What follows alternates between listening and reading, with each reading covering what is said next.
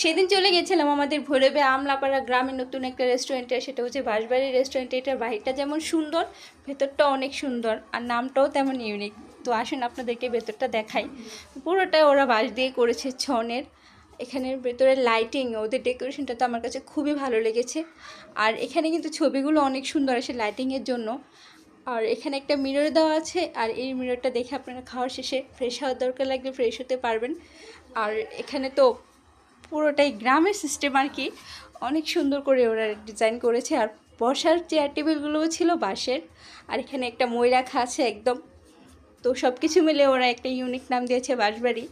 তো এখানে দেখতে দেখতে আমার তো খিদে লেগে গেছে, তাই ওদের মেনু কার্ডে অর্ডার করতেছিলাম, দেখতেছিলাম কী কী পাওয়া যায়। তো আমি এখানে দেখতেছিলাম, কিন্তু ওদের রিজনেবল প্রাইসের মধ্যে অনেক সুন্দর ভালো খাবার সার্ভ করে। তো এখানে আমি দেখতেছিলাম। তো ওদের আমি বলবো যে এই বার্গারটা ট্রাই করবেন, বারবিকিউ। ওদের এই বার্গারটা আমার কাছে